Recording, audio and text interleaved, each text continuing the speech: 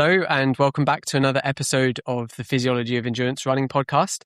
Today it's a bit of a different episode. If you follow Dan on Insta, you will see that Dan and his partner Jemima welcomed a newborn baby, Betsy, into the world.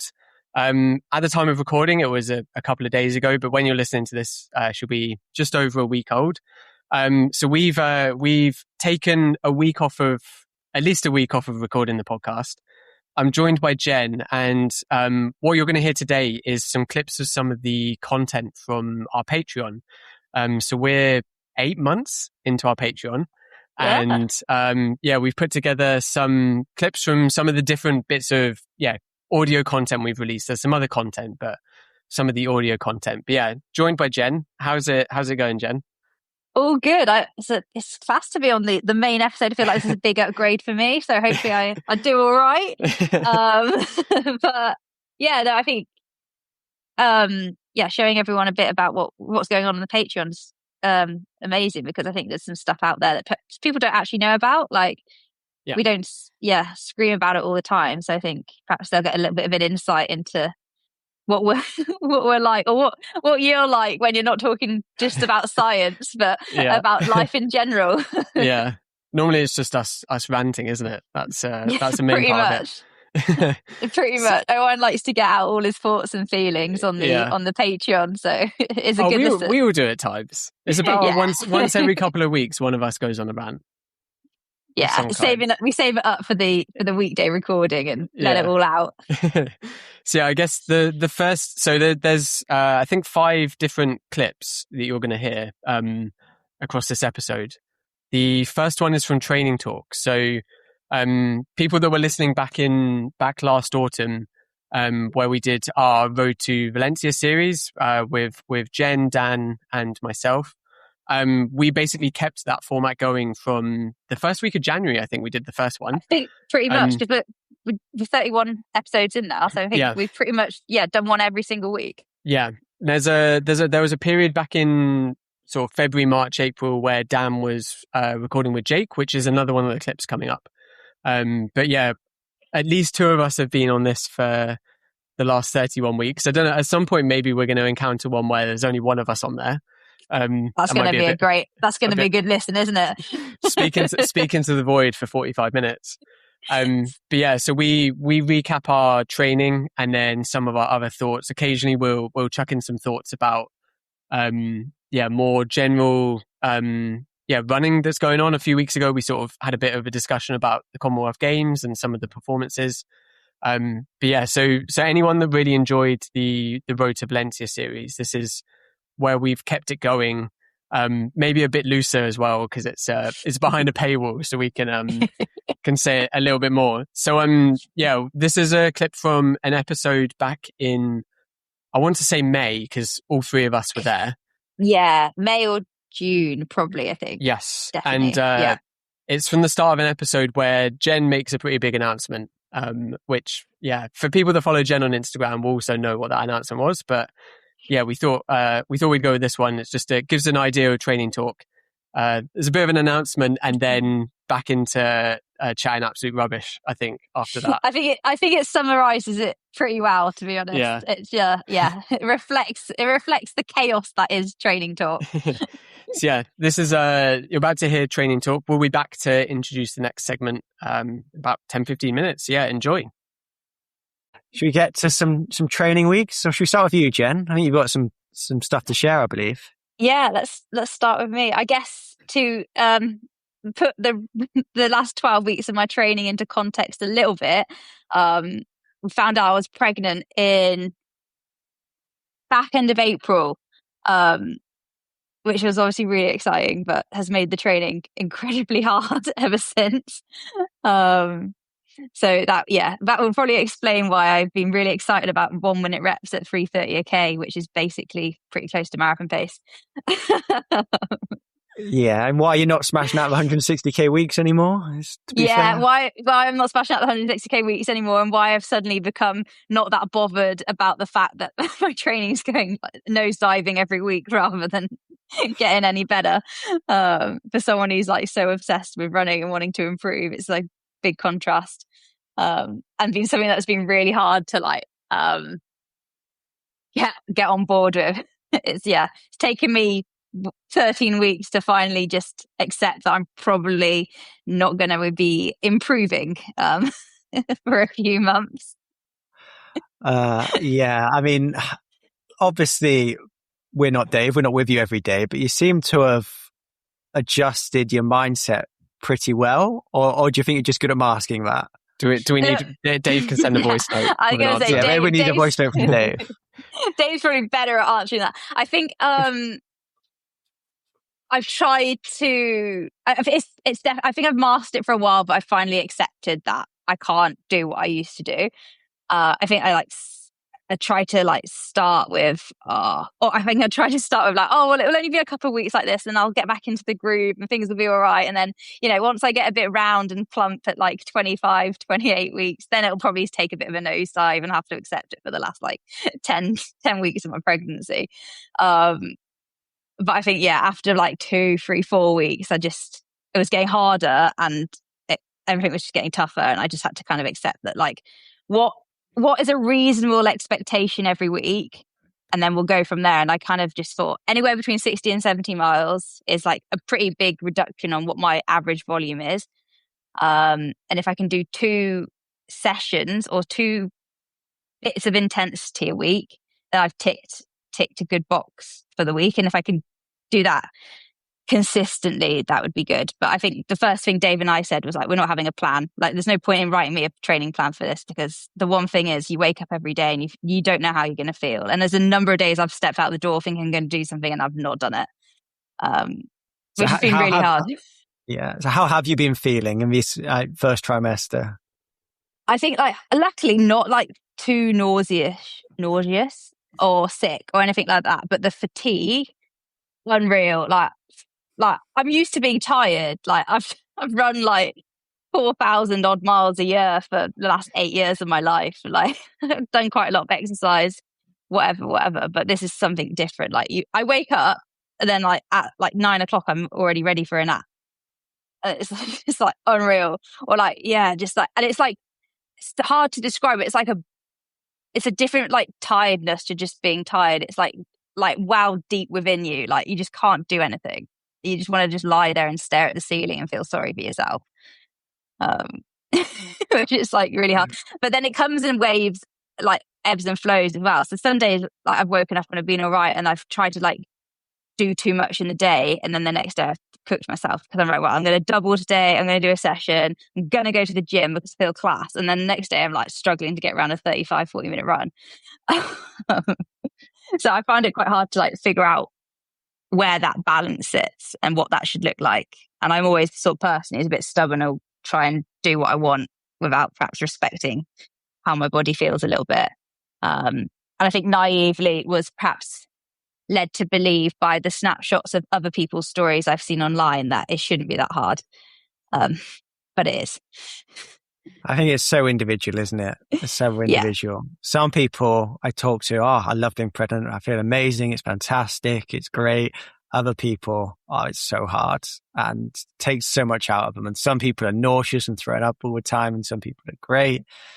I mean, like, even just from pregnancy to pregnancy, like Jemima was sick so often with Nye, like that first trimester, like daily throwing up. And I'm not going to talk anymore about sick because apparently I talk about sick too much on that episode we did a couple of weeks ago. But found it really hard from that aspect. Whereas this time, like, not nauseous at all, but still tired. Yeah. Even when you think, well, I'm not that big yet, I shouldn't be that fatigued. Right? And it's still having a big impact on your ability to train. I think that was the hardest thing to start with. But it's like, I don't look any different, but I'm going out and this feels so hard. And I couldn't to start with, I thought something was wrong with me. And before we found out I was pregnant, I just thought something was wrong with me. So I booked in for all these blood tests because I'm like, I've got to have like low iron or something because I'm really tired and I can't understand why. And then like the day before I was meant to go and have all these blood tests, found out I was pregnant. I was like, well, that kind of makes sense now. But like, I think like when you run, you're like so in tune with your body. Like you can notice when things are off a little bit. And I was like, something feels so weird. I think Dave was like thinking I was just being really dramatic. I was like, no, I genuinely just don't understand why I feel so rubbish. And then obviously find out I'm pregnant, which he didn't believe to start with anyway, because the pregnancy test had the smallest little like line show up on it. And he was like, that is not real. I don't believe it. And he's like, COVID tests, they glow. Like, you can see it. It's obvious. I was like, it's not a COVID test, Dave. This is literally like, this is what it looks like. So you went and did 5 more, was it? Yeah, you go to the shop and buy one that says pregnant in big letters on it, so he'd believe. We're pretty stupid, us boys. So we need it hammered home a few times, I think. I was like, no, it's real.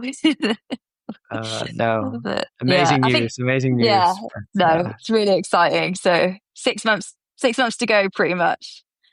So yeah, hopefully, well, second trimester starts this week. So I'm hoping. Well, that's meant to feel better, isn't it? I've heard that's the peak. Yeah, I'm hoping I'm going to wake up one morning and just magically feel amazing, go out for a run and just back to normal, you know? Yeah.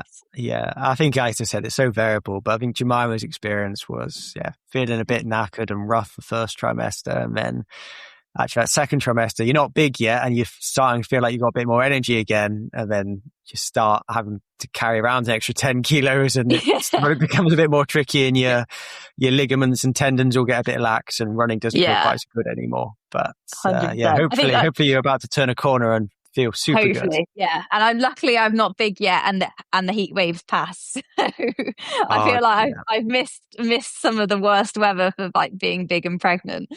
Yeah. I mean, Jemima's 8 months pregnant and has not been enjoying the heat. Not enjoying the heat at all. Cannot imagine. Horrible. Horrible. Should we get some training? Get into my training week? It's a bit more context around it now, so it probably makes a lot more sense. Yeah, Jay hasn't just got shit. Yeah. I haven't just decided I can't be asked anymore. So last Wednesday I did an easy run in the morning. I was going to go out again in the afternoon, but it was like 38 degrees and I just decided it was probably not a smart or safe option. So I stayed inside next to a fan and a bowl of ice cubes instead. So that's what we did. But then we did go to the Cure in the evening. I had to stand in a field for 2.5 hours and listen to the Cure. It was not fun. I didn't enjoy it. I enjoyed that was why you couldn't run later in the evening, right? Yeah. I had to mentally prepare myself for what I was about to put myself through. You know, like most concerts you go to last, like, you know, the main whatever artist or whatever comes on, you're like, okay, this is going to be maximum like hour to an hour and a half or whatever. So I'm looking at my watch thinking, we've been here for at least an hour and a half now. It's got to be coming to the end soon. and it just keeps going and going and going. It's gone past 10 o'clock. I haven't been awake since like past 10 o'clock for the last 12 weeks. I'm stood in this field listening to The Cure, feeling terribly sorry for myself. Dave's having the best time of his life. I'm just like, get me home. But he loved it. So that was the main thing. And the 2-minute walk home was quite nice. So that was Wednesday. Today's episode is sponsored by Soar. Soar are the creators of the world's best running apparel, and we're really excited to be partnering with them on a giveaway for the month of August. So following the link in the show notes or on our Instagram bio, for your email address, you're able to enter a prize draw for a pair of Rion Marathon speed shorts, which Dan is a big fan of. We'll get to that in a second, his thoughts. And you'll also get a code for 15% off your next Soar order. So you can upgrade your wardrobe for what's left of summer or start to prepare for winter. And at the end of the month, one entrant will be selected and will be sent a pair of the speed shorts. Which Dan, I believe you wore them in Seville. Do you want to give your review of them? I wore them for Valencia and for Seville and for London, and they are the best in terms of fit, in terms of comfort, in terms of storage. You can fit so many gels in there, and they're not bouncing around. Really, really good product. Retail price, just I've got it on my website here, £200, so not a bad price as well. But even if you're not going to win in the competition, if you're going to invest in one bit of kit for your ultra marathon, this is what I would invest in. Yeah, it's something we talk about, isn't it? That you potentially spend a lot of money on shoes, on flights, on gels, loads of time training, and ideally you're on the start line in a pair of shorts that are comfy, that look good, and in this case, actually benefit you in terms of the gel carrying capacity. You can load yourself up with, I reckon, 300 grams of carbs easy, and not have it bouncing around, not have pockets all over the place. Really, really comfy, and enables you to run your best. So definitely a worthwhile investment. And one lucky person, they'll get a pair for free. So check out the link in the show notes. And thank you as always to Soar for sponsoring the podcast. So hopefully you enjoyed that bit of a clip of training talk. That's the sort of vibe that we go for. Pretty loose. We go through our training. We do try and bring in some science as well, and why we're doing sessions, especially, I think, is sort of the theme of the training. And then discussing how we're building to races, right? Pretty much, although not many races on my calendar at the moment. I don't know. We got Cardiff 10K is the big thing. All three of us are going to be there. So that'll be a good showdown. I'm not going to say head to head because I don't think there's going to be any element of that. But it'll be it's always fun running where you live, isn't it? Yeah. I'm quite looking forward to it because it's like Cardiff half. I've not done Cardiff 10K. I've done Cardiff Bay 10K. This course is a lot better. This is a good one. I'm looking forward to it. I mean, I'm chucking this at you now, but like cycle down there, meet you guys and then walk to the start was my thought of a plan. Yeah. Sounds good. I mean, for people who don't know, we live like probably 200 meters from the start line. So it does make our lives pretty easy. And you're in the elite tent. So you walk from your house to the elite tent. So it's the life of luxury, I'm not going to lie. So that's probably going to be a lot of the discussion on training talk for the next few weeks, I reckon. Definitely. Yeah. So the next clip, so we've recently started this fortnightly series where either Dan or I does a paper breakdown. So we take a paper and basically go through it top to bottom. We try pick either something that's maybe quite seminal in the sort of sports science and the physiology world, or something that's maybe a bit more relevant. We are going to try and link these to some of the main episodes we've got coming up as well. So either before or after a main episode, we'll have a relevant paper as well. We've both really liked it because this is you just set aside a couple of hours to read a paper a few times and you go through and make your notes, and it's I really like it as an experience. Hopefully, I mean, have you listened to a couple? They're not too bad to listen to. Hopefully not too heavy. Not too heavy. I was going to say, for someone who's was not the best at listening at school or taking on board that much, they're good to digest, and they've also, I think, from the comments and stuff on Patreon, have been well received by a lot of people from varying backgrounds and varying abilities, people who are perhaps just want to learn a bit more, but also people who are well into the depths of science as well. So I think it's a nice blend of everything, really. Yeah. And they're fun to us. Fun for us to make, which is nice place to be. This first one is me breaking down quite an important paper in terms of altitude. So actually, I ended up doing this a couple of weeks before we did a main episode on altitude. Quite a nice sort of tying those together as well. So this is going to be We take the same format for a lot of them, where we set the stage and then go through the intro and the methods. So I think this goes up to the methods of this paper. Enjoy. Paper's called Live High, Train Low Using Normobaric Hypoxia, a double-blinded placebo-controlled study. And it is by Christoph Siebenmann and a big group of researchers, and the senior authors Carsten Lundby, who we've mentioned on the main podcast before. I'm sure there's going to be other paper breakdowns that come from papers done by Carsten. He's quite a well-known physiologist, especially about altitude and heat. Christoph Siebenmann is as well. So his name will definitely appear down the line as well. And the paper was published in the Journal of Applied Physiology in 2012. Quite a classic study, although fairly new, but it's a really important one. I sort of wanted to go to this one first, I think you'll see why. There will definitely be doing a lot more altitude papers. But yeah, anyway, so I think an important starting point with any paper, especially coming at it from someone doing the research, is why a paper is needed. Why you're doing the work. And yeah, it's cool to get more data, but especially in sort of the world we're in at the moment, you have to justify why you're doing some work. So with this paper, yeah, so the fundamental idea is that, yeah, lots of athletes are going to altitude. That's pretty common. All of our social media is filled with athletes going to, Font Romeu or St. Moritz or Flagstaff throughout the year to train. So that's been happening for a long time. And at the point that this paper was written, there wasn't any real high quality studies on what actually happens at altitude. And there was already there was the inkling of there being these differing responses,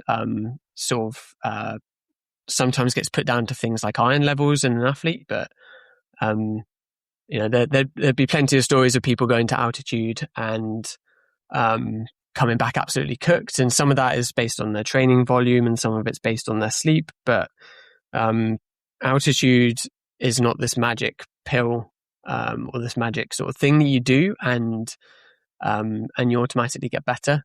The other sort of realization that was going on was what's called this training camp effect, where you go to altitude and you remove a lot of your sort of day-to-day worries and stresses. Generally, you're in quite a nice environment, although, maybe a bit of a boring environment, but that's pretty conducive to good quality training. And yeah, you have what's called this training camp effect, where, yeah, if you take a bunch of people in a study, especially if they're not necessarily elite athletes, and you remove all of their life stress and they can train a lot more, they're going to get better. How do you separate out the difference that was produced from improving their training versus going to altitude? So removing that training camp effect is a sort of a big motivator behind this study. And they decided to do a really good job of it, which, goes without saying, but as I'll sort of explain when we go through the study design, they went to quite extreme lengths here to produce this really tightly controlled study, which is good, very good for us that they've done this. And in doing so, they chose to do a double-blinded placebo-controlled study. So to just explain those, a blinded trial is where the participants don't know the condition as such that they're receiving. So the easy example is that one group is getting 80 grams an hour of carbohydrates, and another group is getting 0 grams an hour, but you don't know which you're getting because you're both getting a sweet tasting drink, and you only find out after. That would be removing the placebo effect of knowing that you're getting lots of carbohydrate during a bout of exercise.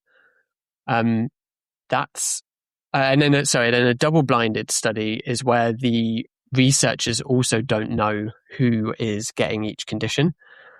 Generally, there will be one researcher, or in this case, there was also someone at the facility that knew who was getting what, but even the researchers don't know. So that means they can't influence the participants, especially in this study where everyone is living in the same place. Keeping that detail under wraps is very useful. It means no one accidentally says anything. It means you're not behaving differently or expecting different results from a different group. You genuinely don't know who's under each condition. That's obviously then a lot more logistically challenging to keep your researchers blinded as well. There's some ethics around it as well, although in this situation, you're still just in the same place. So a bit easier than giving someone a sugar pill, especially when it gets into medical research. And they've also gone for a placebo-controlled study, which again is really hard, because if you think of just going to altitude, how can you remove the placebo effects? Like you would know you're going to altitude, right? But they've managed to do it, and I'll talk through how they managed to design this study. But this is really robust. And maybe at some point we'll break it down, but the sort of the classic, the original altitude paper, the Levine and Stray Gunderson paper, was just a group of athletes that knew they were at sea level and then knew they were at altitude.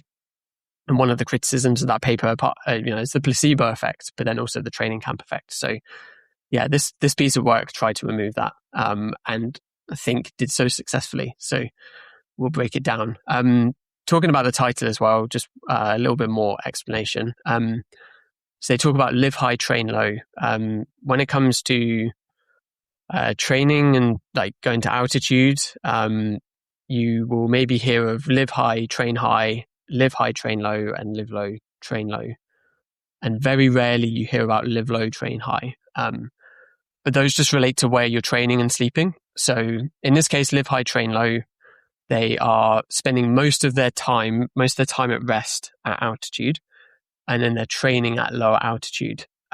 Generally that's done because you can have higher training quality at lower altitude. In this case, it also reflects people that might have, an altitude chamber or an altitude tent at home. So they live at sea level, but they sleep overnight or even stay during the day at altitude as such. Even when you're at altitude, you quite often hear of people at St. Moritz driving down into Italy to go to a lower altitude to do sessions. So it's quite a common thing that happens. It's one of the drawbacks of altitude is that you potentially have to do that to keep the training quality high. But yeah, so that's sort of underpinning this study as well. And I guess before we get to the study design, just to discuss as well with altitude, there isn't less oxygen at altitude. So if you go to the top of Everest, there is the same amount of oxygen. It's just that there's less pressure. The best way it got explained to me was that you have basically the entire weight of the altitude pressing down on the air that, at the moment I'm at sea level. I've got the whole altitude's worth of air pressing down on the air that I'm breathing. So it increases the pressure. Whereas when you're up at altitude, there's a lot less air pressing down on the air that you're breathing. So it's under less pressure. So if you just sampled the air, there would be less oxygen. But as soon as you take a breath in, there is less oxygen in that breath and in your mouth or in your nose because there's less pressure. And this influences something called the oxygen cascade. The oxygen cascade is how oxygen gets from the air immediately surrounding your mouth and your nose all the way down into your mitochondria at your sort of working skeletal muscle level. And it's driven by pressure. So it goes, the oxygen moves from a higher pressure area to a lower pressure area. This will be a graph that I'll put in the post on Patreon. But when you go to altitude, because there's lower pressure, it sort of lowers the oxygen cascade. So there's less pressure at the start of the cascade of oxygen. So that drives less oxygen into your mouth, and then subsequently less oxygen in your lungs, less oxygen in your arteries, less oxygen making your way to your muscles. So there's not less oxygen at altitude, but less of it goes into your mouth at the start of the oxygen cascade. And then, because this will come up in the results as well, this influences something called partial pressure, which is just the pressure of oxygen. This is either measured pulmonary, so in your sort of like lung and breathing system, or arterially, in terms of the oxygen that's actually made it into your blood. And then finally, I guess, terms explained before we get onto the study design. In this study, they use what's called normobaric hypoxia. So I've just mentioned that if you go to the top of Everest, there's the same amount of oxygen, but there is a different amount of pressure, which influences that oxygen cascade.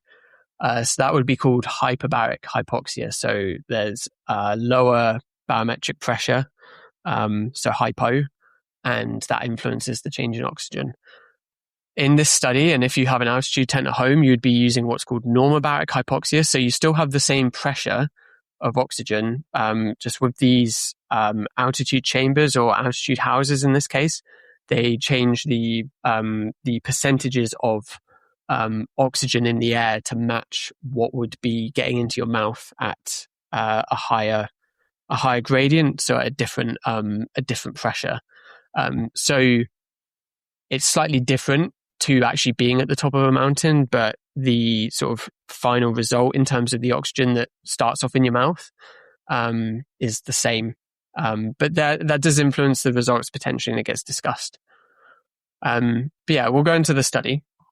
So the study had 17 participants. There were 16 male participants, 1 female participant. And just go through their mean age, 29 years old, height, 179 centimeters, 69 kilos. They're all cyclists, and they all participated at a national level or above in cycling competitions. They all had a washout period of not traveling to altitude for at least a month prior to the study. So then the study itself took 8 weeks. So already getting into how long and how complex these studies are. They had a 2-week lead-in familiarization and baseline testing. So this was the hematological measures they were testing, and then the performance measures that were being tested as well. And yeah, they just had those participants in there for 2 weeks beforehand. And then the study itself was based in what's called a nitrogen house. So that's where they can use nitrogen to change the different mixes of gases in the air. And this is a house operated by the French Ski Federation, where they can change the essentially altitude of the rooms by changing the sort of nitrogen in the house. And they can do that on a room by room basis within this house. So 10 of the participants were in the condition group. So they were doing this live high, train low. They spent 16 hours of their day at least 3,000 meters elevation. And then the rest of the day, when they were training, they were at the sort of normal level of around 1,000 meters where this house is based. There was then 6 control participants where they just remained in sort of normoxic conditions. So they weren't at this 3,000 meter equivalent. And this is where it really goes to speak to the level of detail that went into the study. So every single room in this house was fitted with the air pump equipment that was needed for changing the altitude. So even the control participants, the equipment was in the room and the equipment was turned on. So they couldn't go and have breakfast and say, "Oh, did you have an air pump running?" And the ones that say no would know they're in the control group. All of that equipment was running. Only the main investigator knew who was in each group. And yeah, as I mentioned, the researchers that are actually doing the measurements didn't know. The participants also changed roommates every week, partly for blinding reasons, so they couldn't sit there and try to figure out who was in the placebo group, who wasn't. There was also an element of just not wanting to go mental, being in the same room for 8 weeks with someone. Especially in this camp where they were very rigorously sort of staying in the room for 16 hours. That was very tightly controlled. If the participants wanted to, they could stay in them longer, but it was a minimum of 16 hours a day. And this intervention period lasted for 4 weeks, so very tightly controlled. So the next clip you're going to hear is from a special interview that we did just exclusively on Patreon with Rose and Jen from Podium Physiotherapy. We've had them on before at our Christmas episode discussing whether running's bad for your knees. And we've done a few bits with Podium and Rose and Jen since. So Patreons actually get a discount for some of their services, which Dan actually utilized in the build up to Seville when he had a bit of an issue, had to take a few days off running. He spoke to Rose and Jen and obviously went and ran a PB. So yeah, really, really good practitioners, really good physios. And yeah, we took a bunch of questions from our patrons and yeah, had a chat around those questions with Rose and Jen, which is the clip you're going to hear next. Some really interesting discussion. They're both athletes themselves as well. So yeah, really enjoyable. And this is the sort of extra content that's on Patreon. So I hope you enjoy the clip. So if biomechanics probably aren't the major cause of injuries, what do you see in the clinic? What training mistakes are people making, or other decisions they're making that you think are the major causes to Achilles tendinopathy, for example? To be honest, we are always so shocked when we do, basically because we do this strength assessment before we watch people run. People's calf endurance is always shocking. And you just think to yourself, like, how are you actually running the volume and the mileage that you are? like I actually had a girl in clinic the other day who is training for an Ironman. So she needs to run a marathon off the bike, and she fatigued at 7 single leg heel raises on her left foot, and is having lots of like tib post issues on that side. And I was like, it was just, I don't know how she's got to this point being able to run when she fatigues that quickly. And obviously all of us compensate in some way. So her actual glute and hamstring strength was incredibly good. So I think she is just compensating elsewhere. But yeah, that always surprises us when we're like, okay, interesting.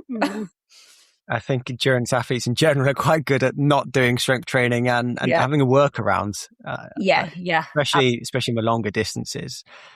I mean, when you're running a marathon, for example, it's such a low percentage of your maximum force output that you can probably get away with it for a bit until you can't. Yeah, exactly. I guess just on that, how are you assessing? How are you doing those strength assessments? And is that something someone could do at home to maybe identify, so maybe then they don't come into your clinic with that much sort of weakness in a specific area?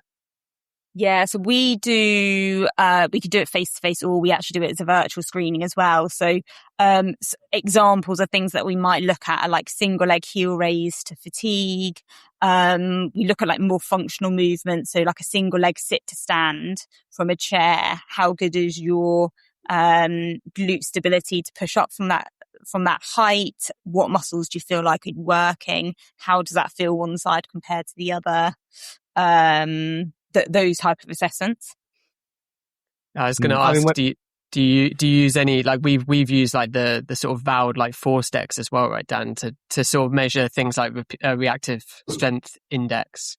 I think we've been surprised with that, haven't we? Like where we're like, distance runners literally can't sort of produce that. It's always surprising. But do you use anything like that as well in clinic? No, not necessarily, mainly because we basically aim to try and use methods that patients can then repeat the test so that they themselves can like figure out for themselves, am I getting stronger?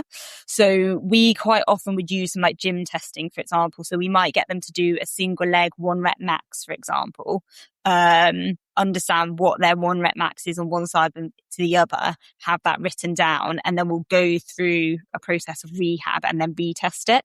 So at least they've got a baseline that they can keep, even once they're not seeing us anymore, they can keep just going back to test it. But yeah, I mean, they are really useful though. And I think the results are always quite shocking, as you say. I think the single leg calf raise tests is really good. And when I was working with triathlon, all of the squad would go through that quite regularly and just look at calf capacity. And if they weren't hitting a certain score, then that was flagged as a massive area for improvement, and would stop them doing things like plyometrics, which could just put that calf at risk. I think it's quite a good test because there's like normative values that have been published from research on what people should be able to achieve based on their age. So it makes it, it's quite evidence based. Whereas, there's not an article that says how many squats or how many lunges should you be able to do as a runner, but there's definitely some really good articles on heel raise capacity. What would you look for in an athlete? If someone came into you, regardless if they had Achilles pain or not, and you did a screening with them, I guess, assuming, I don't know does it change from men to women? I don't know. Yeah. They're different standards. There's definitely different standards. Because also men and women are more prone to different types of injuries. So we know that masters runners are more likely to pick up calf injuries, for example, than women are. So actually, as a man, what you need to be able to do in terms of your single leg heel raise capacity is different to what a woman would need to be able to do for that. Sure. So in general, 7 is not good. So anyone listening that fatigues at 7, that's a definite exercise to add to your gym routine. I'm trying to think what we would sort of label as good. I'm pretty sure it was more like the 25 to 30 range. It is, would be good. Yeah. I'm definitely testing this after we're done recording. Let's know the result. After you run though. Yeah. I mean, I've sort of commented this to Dan. Like I've never had like calf DOMs after like wearing spikes. So I've always assumed that I'm okay, but I run on my toes the entire time. So I think but then there's probably very running specific. So I'll report back with how far off 25 I am. Yeah.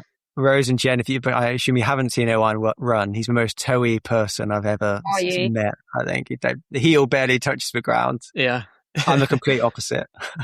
It's interesting. We're actually the opposite. So I'm a very forefoot runner, whereas you're very much mid-foot striker, aren't you? Yeah. So, but again, it just goes to show that like one running technique isn't better than another.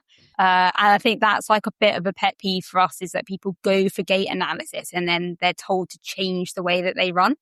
That should never be what a gait analysis is about. It's about looking at how you run and then thinking, okay, well, what strength do you need to do alongside that to make you as resilient as possible for the form that you do have? Do you think certain biomechanics do predispose you to certain injuries? Are people who are more heel strikers more likely to knee pain, for example, or toe strikers Achilles pain? Yeah, absolutely. So if you are more of a forefoot runner, you are more likely to pick up a calf or an Achilles injury, whereas somebody who's more of a mid to rear foot striker, because it shifts the load up, you are more likely to then pick up a knee or a hip injury. But again, that's why we don't really try and change them. If somebody comes in and they're a heel striker, we're not like, change to forefoot, because they're just going to pick up a different type of injury, right? So what we're focusing on is, how do we improve the way that you're moving and the strength of the muscles that you need to facilitate the way that you are running? That's more important to us, really. So we're also grateful for the support of Currens. If you are a runner focused on the finer details of performance, recovery, and long-term health, you want to know more about Currens, a new powerhouse in polyphenol nutrition for endurance athletes. Currens is a New Zealand blackcurrant extract that's been recognised as the European Sports Nutrition Product of the Year, and it's become a favourite among runners of all levels, from everyday marathon runners right through to elite ultra-endurance athletes. Backed by over 60 human trials, Currens has built a reputation in the running community for its broad-ranging research-led benefits. It's trusted by athletes who put their bodies under serious stress, including World 24-Hour champion Sarah Webster. I used it myself in the run-up to my 2:11 marathon PB in Seville, and genuinely felt a difference in my rate of recovery and consistency in training. Currens is easy to use, batch tested, and suitable for runners across the spectrum, whether you're training for your first 10K, chasing a marathon PB, or pushing the limits in ultras. To receive 15% off your first purchase of Currens, use code Physiology15 at currens.com. So hopefully you enjoyed that paper breakdown. There's another one coming shortly from Dan. But the next clip is from a few weeks ago. I took a nice summer trip to Portugal with the Welsh athletics team that was going to the Commonwealth Games holding camp. Or I was at the holding camp before the Commonwealth Games. And whilst I was out there, I did a bit of an audio diary. So most days I did a recording just of what I'd been up to during the day and some of my sort of thoughts and experiences.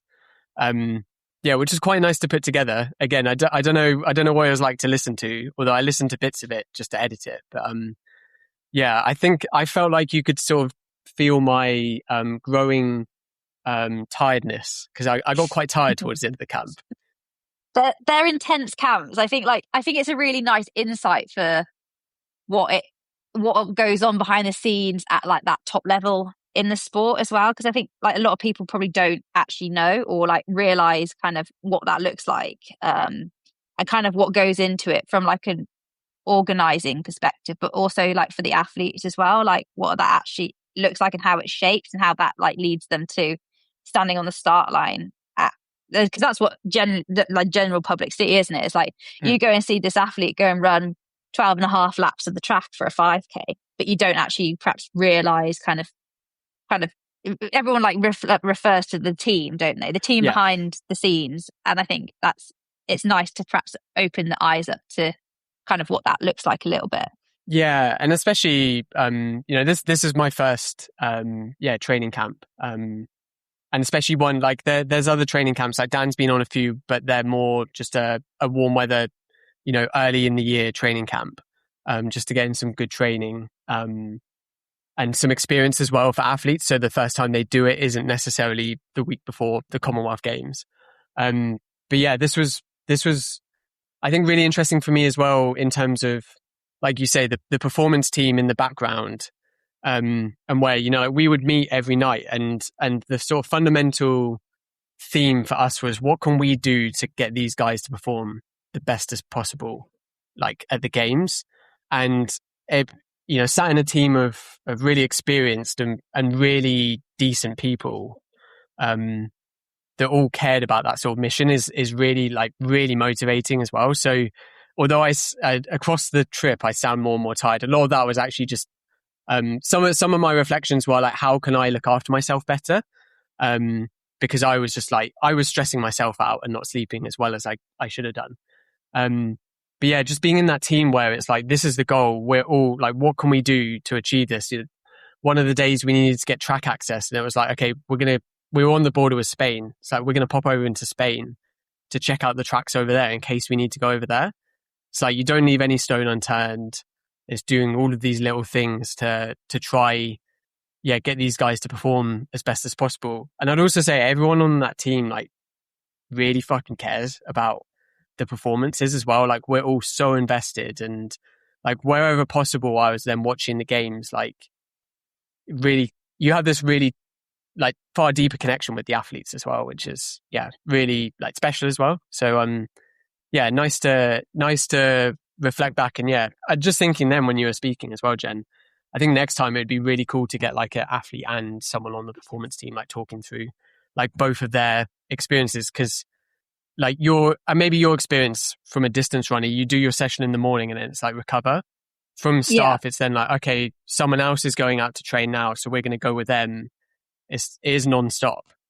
And it's the logistics behind it as well, because especially in the previous years, it's been oh, well, we need to be the track at this time, but then we've got someone training at 12 and we've got someone training at 2. And it's the turnaround from that. It's has to all kind of fit in a line. And then obviously people need to eat and go to the toilet and all the other stuff that goes with that as well. Yeah. And the equipment as well, there's physio beds, all of their equipment. There's the poles for Tom, the pole vaulter, them getting to Portugal and then getting to Glasgow, and then for him to train.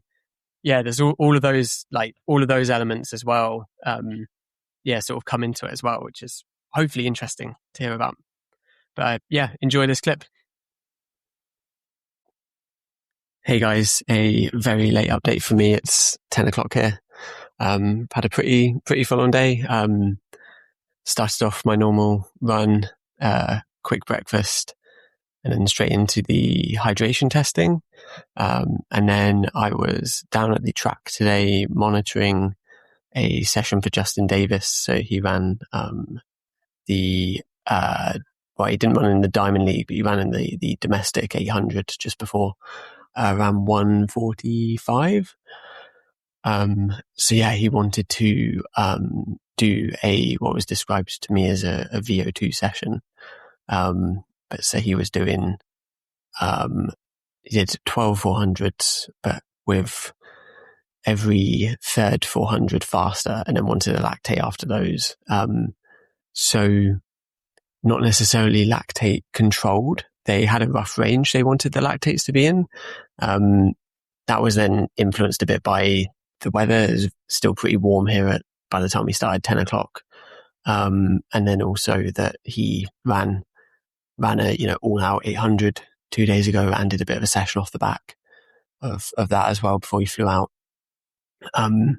It's an interesting use, not necessarily the use of lactate that we would necessarily do in terms of using it to cap the session or look at the response and adjust. It was just taking them and then sort of correlating to the speed he was running.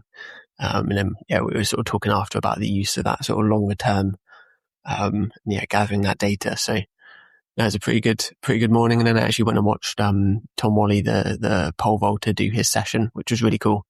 Chatting to his coach as well about sort of what the coach is looking at during a pole vault, which is really interesting. And then this afternoon, we've ended up just touching base with all of the coaches here, in terms of what they want for the rest of the camp, setting up some logistics for them as well. Because all of the endurance squad leave on different days, so just making sure they're all set for the rest of the camp. And then went for a run this evening, got in the pool to cool down, dinner, had our staff meeting, and then did some team games this evening, which is really good, really enjoyable. So I'm going to go to bed. Hopefully a sleep okay tonight. There was a lot of loud vehicles last night, I presume after the football. The hotel staff were pretty happy with the Spain win in the football as well, which is pretty funny. I'll catch you all tomorrow.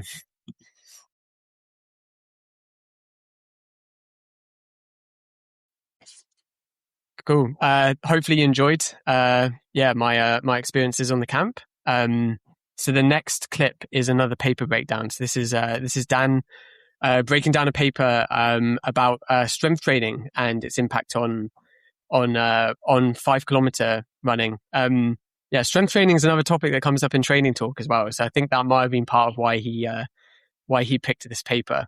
And also quite a nice intersection of S&C and physiology, which is always interesting to hear. But strength training comes up a lot on training talk. Usually not for the positive things, really. Is it's more like it's a bit of a ball ache to have to go and do. Or if you're me, you just avoid it. Or you just avoid it completely. I think you've managed 3 strength training sessions in the entirety of this podcast existing. Not loads. I was promising it for a few months and didn't do much.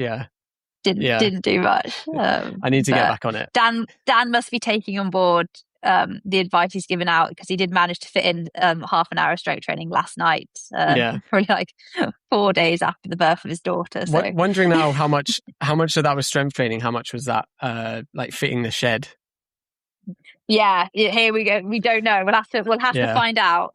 But enjoy this. This is Dan doing a paper breakdown, so enjoy this clip. The paper I've chosen today is called Explosive Strength Training Improves 5 kilometer Running Time by Improving Running Economy and Muscle Power. And it was published in the Journal of Applied Physiology. And it's reasonably old. It was published in 1999. But I would say that this is a flagship paper in that it really kicked off that move towards incorporating strength training, resistance training, plyometric training within a training program. And one of the key reasons why this is an interesting paper and differentiates itself from other similar papers in the field is that instead of just adding strength training, explosives training to a group of runners that are already running and just adds more load effectively, it instead fixes the training time and shifts the balance from less running to more explosive strength training, to the point where 30% of their training time is explosive strength training and only 70% is running in the experimental group, which I think is interesting because in all these papers where you've got 2 groups and one of them's doing 8 hours a week of training, and now one of those groups adds in 2 hours of strength training per week, it's hard to make the argument that it was actually the strength training that drove the training adaptations and the performance changes that you see or typically see. But actually, maybe it was just that they did 2 hours more of training. And if you had 2 hours more of running, maybe you would see an equal improvement in performance. So this is an interesting case in that the total training time is fixed, but they shift the emphasis between 2 different groups. An experimental group, which do 30% of their training as explosive strength training and 70% as running, and a control group where about 97% of their training time is spent running, and 3 to 5% is more resistance-based explosive training. So I think it's a really nice paper, and also does a great job of profiling the athlete before the interventions and over the course of the 9-week training block to look at not just their performance, but also what is changing and what is not changing. So that's the basic intro. I'll go through their introduction in a bit more detail now, just setting the scene. And basically, they make the point very obviously that we know that endurance training enhances our cardiorespiratory fitness, our oxidative capacity, our glycogen stores, and it's really effective. That's why if you want to get better at running, you do running. However, we also know that doing heavy resistance training and explosive strength training gives us different training adaptations that you can't achieve through endurance training alone. And maybe that if we can get the right mix of both the endurance and the more explosive type training, they can complement each other and result in improved race performance, because you really can't maximize those neuromuscular adaptations from endurance training alone. So that's their starting point, really. And then they go on to say that although many endurance sports, and I would say all endurance sports, require that basic model of a really developed joiner model of a really good VO2 max that sets their ceiling.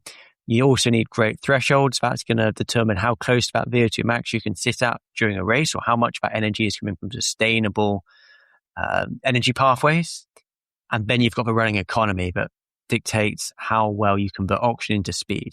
So you've got that model, but actually it probably isn't just that alone that are going to be important in something like a 5K or even be shorter distances, where you need these neuromuscular characteristics that are going to allow you to just maintain a really high force output for somewhere in the region of 12 and a half minutes up to 20 minutes, depending upon your performance level in the 5K. And anecdotally, I would say that this feels true. When I've done a whole marathon block, my physiology is in a fantastic place in terms of my VO2 max thresholds, economy, and I've measured that in the lab before marathons.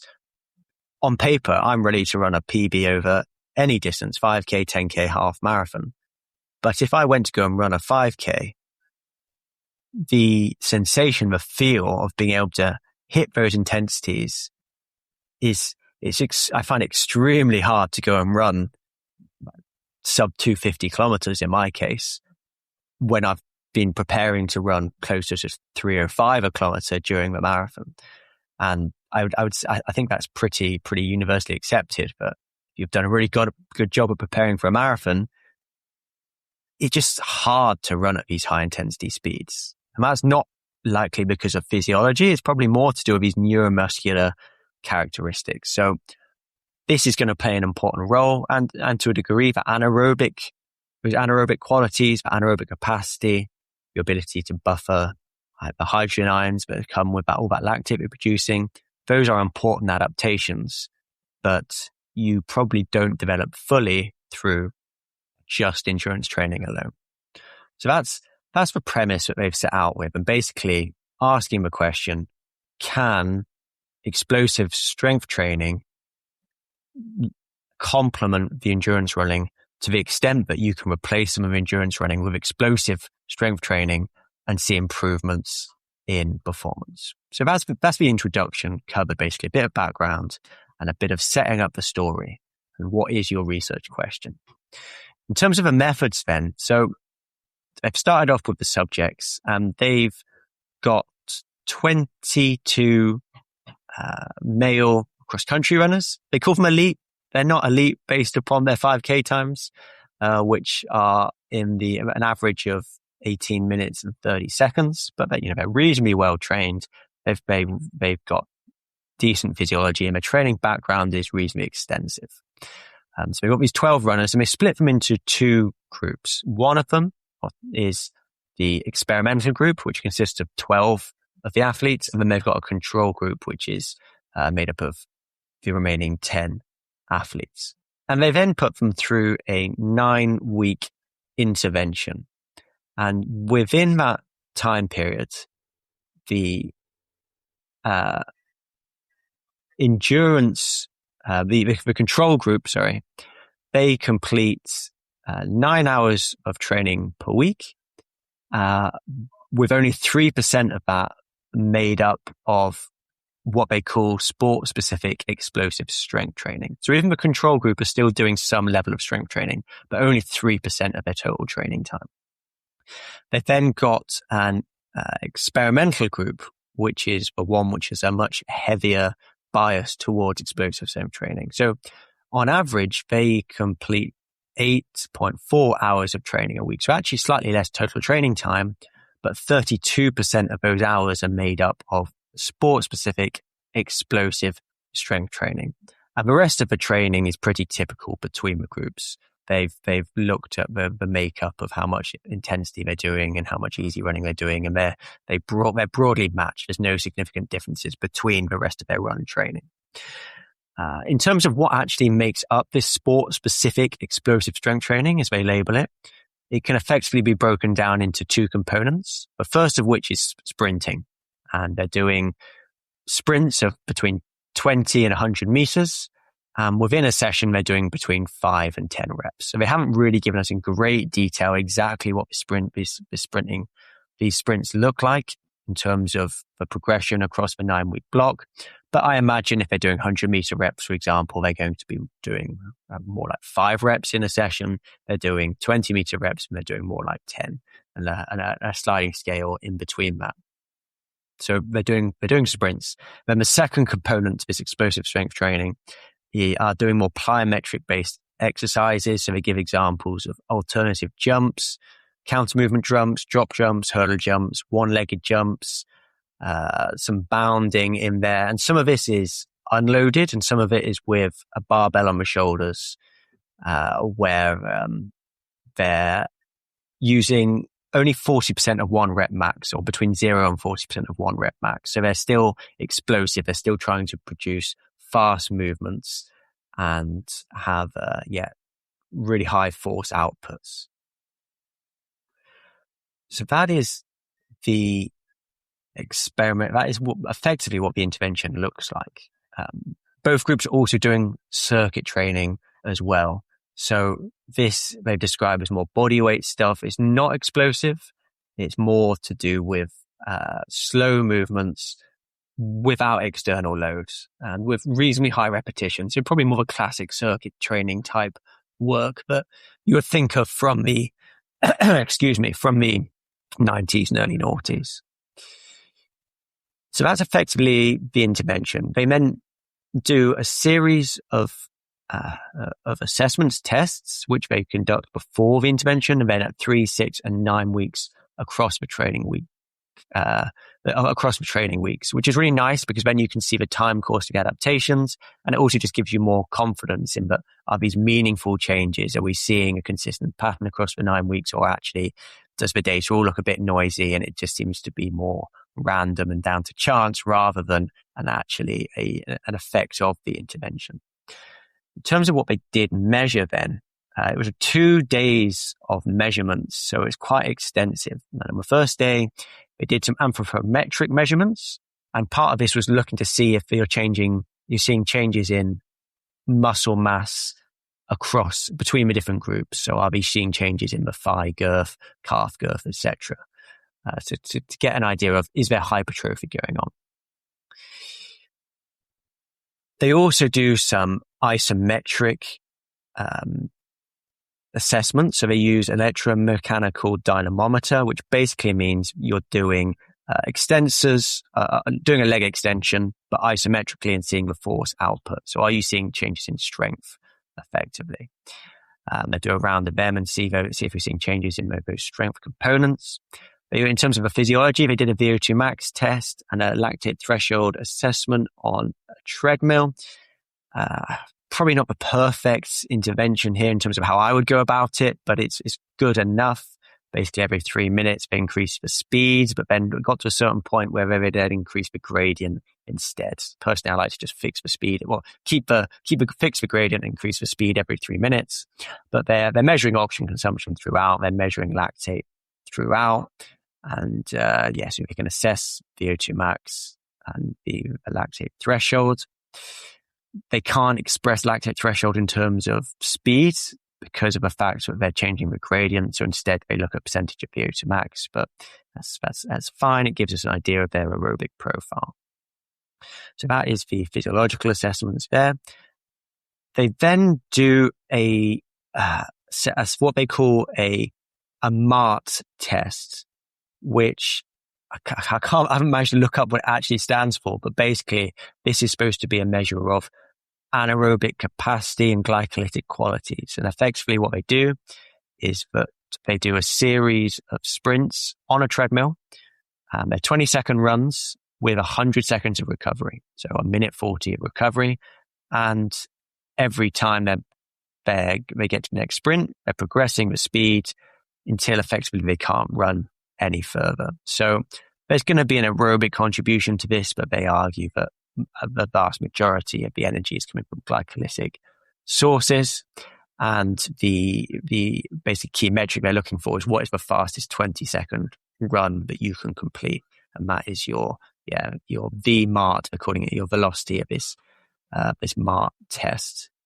So that's all day one. A lot on day one, a lot of testing. And you could probably argue that they should have broken it, given it spaced out a little bit more to make sure that, for example, that anaerobic capacity test, that was the last test of the day. So you would have think there would be quite a lot of fatigue in the system by then, but they're doing the same protocol every time. So there's some control there. So that's day one of assessments. On the second day, they take them to a 200-meter indoor track, and they do, again, another series of tests. They do a 20-meter speed test, so they get some speed gates out, a series of 20-meter max speed runs with a 30-meter acceleration period, which is pretty much what we've done with Welsh Athletics athletes to profile their top-end speed, what is their maximal sprint speed. They do a 5-jump test, which is actually, they call it jumps, but it's bounding left foot, right foot, left foot, right foot, and how much distance can they cover, a sort of explosive jump test. They also do a running economy test where they do 2 5-minute stages at a fixed speed and measure their oxygen consumption. Interestingly, not on the treadmill, but on the track with a mobile metabolic cart strapped to their back. So they look at their running economy, which is in a real world environment, which is nice. And they've effectively got a speed light system where they're controlling the pace as they run around the indoor track. And then they also do a 5-kilometer time trial performance. But interestingly, they've got a force plate within the track. And at 2 time points, at the 2.5K point and the 4K point, they transition from it being a time trial to a fixed speed using this light technology, this wave light technology. And then they look at these force plate variables, things such as the ground contact time and other force profiles within that. So that does sort of muddy the waters a little bit with a 5-kilometer time trial, but the speed they've chosen is still quite high, and I believe it's a speed that is pretty much the group average for the 5K. So it's not going to differentiate the performance too much. You would imagine, still probably not the perfect design, but it allows them to get some good force plate data within the 5K itself, which is interesting. So that's effectively how they've done that's what the intervention looks like and what the measurement looks like. So we're on to our last clip now, and this is from a special series we did of Road to London. This was Dan and Jake Smith. Jake, who's been on the podcast before. Jake features heavily in Training Talk as well, because a lot of us either run with him or run past him quite a lot during the week. Jen, you quite often reference messages you get from Jake during the week. All the time. I've nicknamed him Yapper because he just doesn't shut up on any run that we go on for the entirety of that run. And sometimes I am out the back, absolutely suffering, just not having a good day. And he's telling me how great this run is and how great the day is and how amazing life is. And I'm just like, he is the man of enthusiasm and positivity. But sometimes I just need him to be quiet. But I love him. I love Jake. He's a great character. He is fantastic. Yeah. Dan and Jake did, I think 10 episodes. They did 9 before and then 1 after London. Detailing their training each week. I think a running theme of that was that me and you were on Training Talk and we were saying like, Jake ran with us and he wouldn't shut up. And then Jake would talk to Dan and be like, "Oh, I think I spoke too much with Jen and Dave and Owain." So that was quite funny, sort of, hearing both perspectives. But yeah, it was cool to hear Dan and Jake's training through that block. I found it, really interesting. I think like Jake's like obviously coached by Gav Pavey and like, you know, has a really great setup, but it's interesting to hear his approach to a marathon as well. Like I think it slightly differs to like perhaps the way we look at like training for a marathon too, and like the outcome and the result he got from that and his learnings from it as well. Like I think after the race, like he definitely took away a lot that I think he's going to put into the next marathon he's going to do, which I think's recently been announced. So he's signed up for another one this year. He's doing Berlin Marathon. So he's definitely announced that. Yeah. Good to, I thought he had. It'd be good to like follow along on his journey for that. I think he doesn't post as much on Strava anymore, but he does like to spam everyone on his Instagram. So I'd say if you want to sign up for the updates, that's where to go. Yeah, and he's just started his own podcast as well. We'll give Jake a shout out. He has started his own podcast. So if you want to hear Jake's thoughts, we'll have to find the name of it because he's had many different variations of it, so I can't confirm what the official name of his podcast is, but I'm sure again it will be spammed on his Instagram. And this clip is from their post race reflections, mainly Jake's reflections on his race, which I think at the time especially comes across in the clip. He was quite disappointed with how it went, but some good reflections. Dan pumping him up as well, which was good to see that. It's quite an interesting contrast as well, the two of them. Definitely, but I think the contrast worked really well, and I think like Jake's the ultimate hype man, really, isn't it? So actually, to have Dan pumping up Jake, it's a little bit of a reverse. I think, I think the marathon is like such a learning curve every time you do it. And I think I'm interested to see how Jake performs in Berlin. Yeah, hopefully he has good weather as well. Hopefully it's not hot like the last few years. Can't be hot for any longer this year, can Hopefully it? windy if it's Jake. He'll want the hill. We're not going to be that. It's not going to be hilly, but he'll love it if it's windy. Yeah, I can't believe he's not started posting about the weather yet. I think he got a bit upset about a comment on Inside Running about him and the weather. Oh, yeah. So I think he stopped commenting about it. Oh, poor Jake. Can't be mean to Jake. Can't be mean to Jake. Yeah. But enjoy this clip. That will be the end of the episode. So we should be back next week as well. So hope you've enjoyed the insight to Patreon as well. And we'll both catch you next time. On Friday morning, I had a nap because I was woken up at bloody early. I didn't like it, so I had a big nap at the hotel. I had my own room. Then nothing else. I went for dinner. I literally just had it. Much more relaxing weekend to Dan. Yeah. Well, I'm just a keen amateur. You're a pro, so I didn't feel like a pro. On me. I can do whatever the fuck I like. Like if I have a bad race, it's just on me, to be honest. Then Saturday morning, I think I woke up at 9:30. Just had a massive lay-in because I was running with the gals. Because all the girls were pacing, so Clara, Sam, Alex Bell's lovely. I've never really met a person. Oh, she's a saint, superstar. So a lot of credit to her. And then Clara, of course. Clara's just one of my favorite human beings in this world.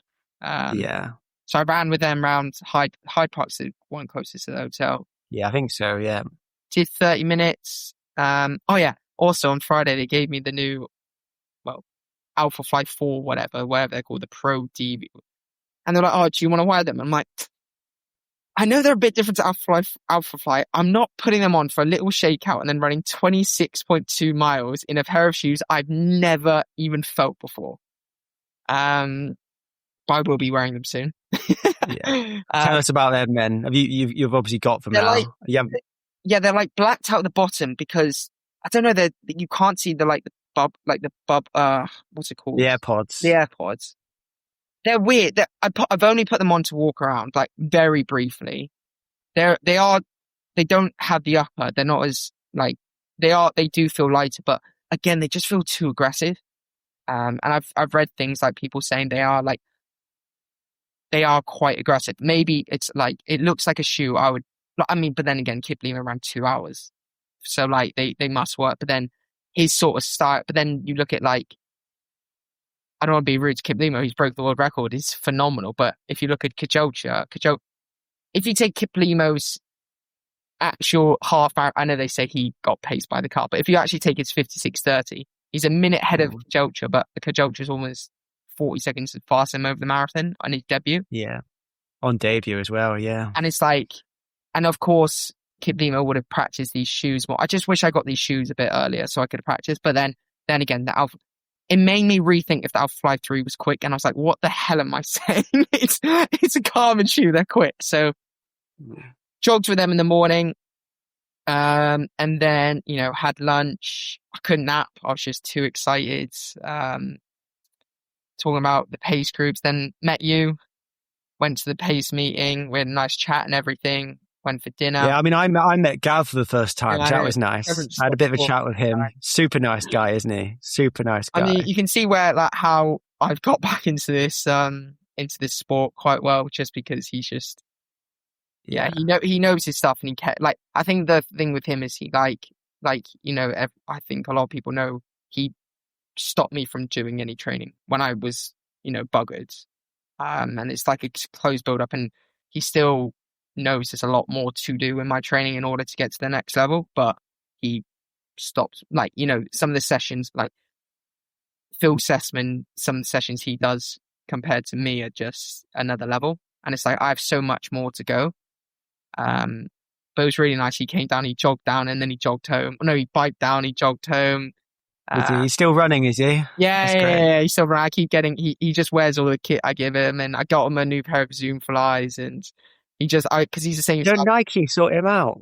So I found out he gets $1,000 to spend on the website, but he hasn't spent it. So he's just getting stuff from us. Because I'm like, look, I'll get you a pair of shoes because he's one of my favorite people, and I just give him my old shoes, give him all the kit. So he wears all the NN DSM kit, and he's just so funny. Because Joe, what was Joe Pavey? What was she? Who's she sponsored by? Saucony. Yeah. Was she with Saucony during most of her career? She was Nike for a bit, then she got dropped. There's a whole thing. I forgot who she actually ended. I don't know who she was with when she won Euros. I think it was Saucony. I think. Then the pace groups, and I don't know. It's like I have no excuses in the race. It was completely down to my thoughts. Like, people can say, some people might come up with excuses during the race. Like, some people might say hot, whatever. The weather was perfect, like perfect. And it was all on me. I decided to go in the pace quick enough, and I think. Yeah, so let's break. So the pace groups were announced, and there was a 2:08:30 pace group, a 2:09:30 to 2:10 pace group in theory, and then obviously a 2:14 pace group. So what were your thoughts when that was announced as the pace groups? I was scared. I only thought about what happened last year, and I was by myself at 25, 26K. And like you said, you backed off. You wanted a group. And last year, I saw the group ahead of me who were 2:08 that was huge. So I made the impulse decision to go with the faster group, the 2:08:30, because I knew there would be a group and I could sit back. But again, it unfolded that no one was actually going to be in that 2:09:30 to 2:10 group, because Alfie, who had initially been put there, said he wanted to go 2:08, wasn't it? And then was there anyone else who was supposed to be in that group? No one. No one was actually going to be going at that pace, so it would have just been you and a pacer. And fair play, Max Marvin and Ollie shout out, they smashed the pacing to 2:11. But then it's like, I think Andy and George Grassley, both incredible runs there. I will give him a shout out about as he works, and I might have to go down there. And actually, I've already said I'm going to do a session with those two. I spoke to Andy afterwards. Seems like a super nice guy. And what I would say is, but they both ran really well, and they were obviously really fit. But I still think the training they were doing wasn't representative of what the outcome was. There was still a mismatch between, if you did those sessions anywhere else, you'd go. I mean, I still think you could go sub 2:10, but one thing I would say though is, for those two, is there was no group aspect. So as soon as Ollie and Max dropped out, Andy had no one in front of him, like zero. Yeah. And I was in that position last year, and it must have been hell. Like, and I know he slowed down a bit, but like. They didn't. It wasn't a catastrophe. They lost like a minute or two, didn't they? Like, they held together pretty well. But what are those? That was my thing. Like, even if I went in that group and pushed on, there was no one down the road in front of me. No one. So it's like, it's just, that's the problem. Yeah, because you'd have been by yourself by halfway, wouldn't you? Exactly. Like, because I don't think Ollie and Max would have got much further than halfway. After their fitness, I think they would have been able to. Maybe I should have just jumped in the group behind, but then it's like, because they went through in about 65-30, didn't they, though? 65-20, but I went 64-30, 64-45 is quite different, isn't it? But then I'm like, I went in with the idea, I want the time. I decided to do it. I basically, because of last year, I went to the opposite and went to the front group. And it was the easiest 64 minute of my life.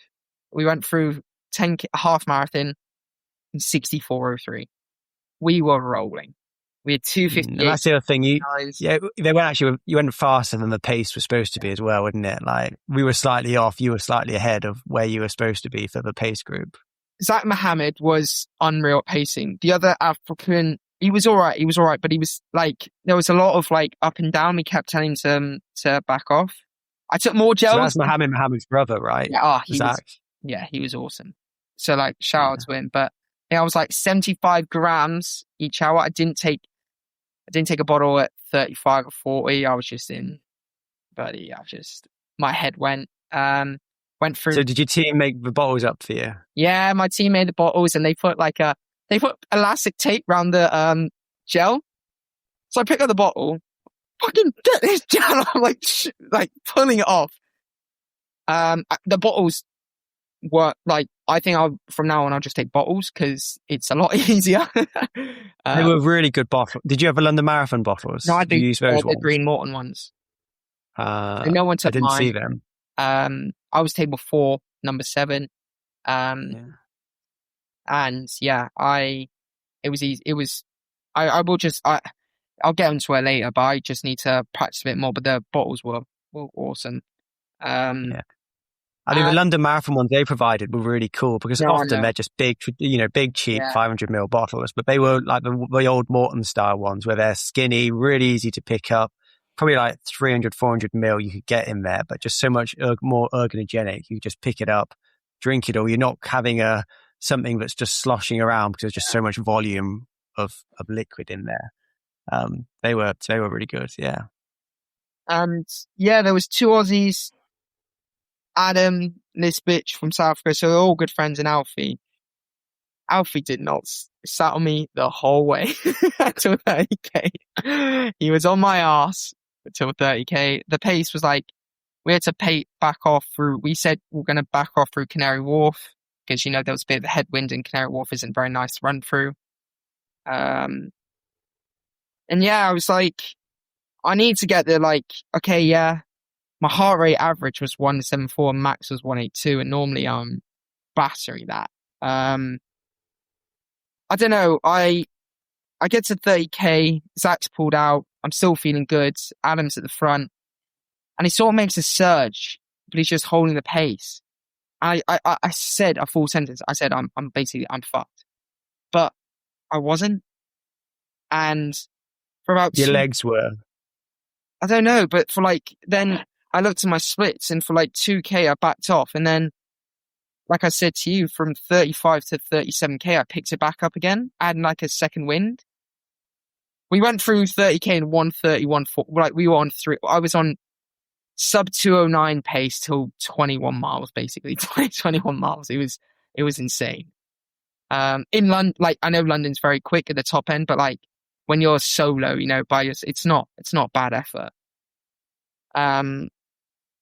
So we were just clicking everything off, and yeah, Dan, I went 311, 321, 310, 308. I had this second wind, and then after 308, Tim Vincent went past me, and then it just got worse and worse. My last 2Ks were 333 and 336. My heart that's tough, isn't it? But so last year, my heart rate was 187, 188. I could physically not run. This year, 174 and 173. Like, that's like below my LT1. I got to, I don't know, I saw Katie at like 20 miles and I said to her, I let it get to, basically the main takeaways, of course, yes, I am not in 208 shape. Like, it's end of, like, I wasn't in that shape. I think I need to sort out, I said I'm going to speak to maybe a psychologist or someone, because exact same thoughts went through my head last year with 4 or 5 miles to go. It's like, I can't do it. I just can't do it. And it really frustrated me. And it was tough. It was like a yo-yo with Alfie. I was going in front of him. He was going in front of me. And it wasn't. So both of you are fading at this point. Yeah. I'm a bit pissed off because I take it. I definitely don't think you're soft and weak. I think I paced it well and still was like had multiple points where I was like, should I do this? Is this worth it? This really hurts now. Like, I could just stop. I think a lot of it was just just going out a bit like slightly too aggressively. No, I agree. But like, I think, and then it's absolutely, the last 10K of a marathon is horrendous anyway. But if you've just even slightly overcooked it, you really are just in an absolute hole. Like you said, you can't even get your heart rate up because your legs have just gone. You've got nothing left to give. So you can't even run at a high intensity. It's not just like you've had the drift in your heart rate and you're just running slow for the pace, slow for the heart rate is, but you've completely burned through your muscle glycogen. You're doing everything you can just to keep moving, and the heart drives your legs drive the heart. If the faster you run, the higher your heart rate will go. And if you just can't, you're not in a position to run fast, you're not going to see those high heart rates. I think you're so new to the marathon as well, but it's just, I guess, knowing, and I think it's also just hard to really know what sort of shape you're in. And at the elite end, it's such fine margins, isn't it? Especially when you get given basically, right, you need to go off you need to either go off at 208 pace or you're going off at 209 high pace. Yeah. That makes a huge difference, isn't it? You've got these sort of arbitrary options. Of course, I'll say like I should have but I respect myself for just going for it. Like I'm starting to get back into that, like my confidence up.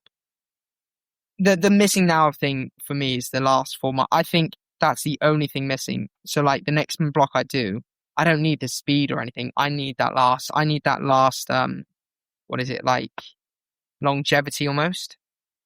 That durability. I mean, like what do you reckon you got into shape for half? Because I know you ran 60, what did you run, 61:30? 61:47, but then I did Berlin 62:07. I think I could have run 61 low. Yeah. So you're probably 61 low shape, weren't you? And I think it's like, which is fast enough to go and run like quite a lot quicker for the marathon.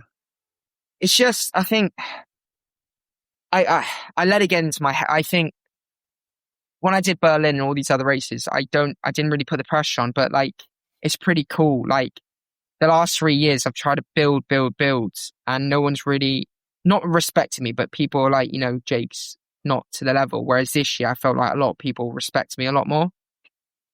And I also think I went into that race wanting it more than anyone else. And I think that was the problem. Like I remember I sort of said to you the night before, I was like, I want it. Like that's all I could think about. And to be honest, if I can get to 21 miles at 208 pace, it's not a bad trait. Oh God, you obviously really fit, weren't you? You're obviously really fit. And so again, it's that balance, isn't it, between really wanting it and wanting it too much and everything being revolved around it. Obviously, like you're a professional athlete, you're going to want to run and perform really well. But I think if it becomes like your whole like life's worth is resting on how this race goes, then maybe that like the good pressure and like motivational pressure just becomes a bit too much. Like starts compromising performance. I gave Owen a high five at like 11K. Nice. I think I gave him a high five when I saw him there as well. But it was a tough one because I worked so hard, and I don't think I did anything wrong, really. I worked so hard. But, and the last 2K, my head was, I was just like running I could have even run 320s.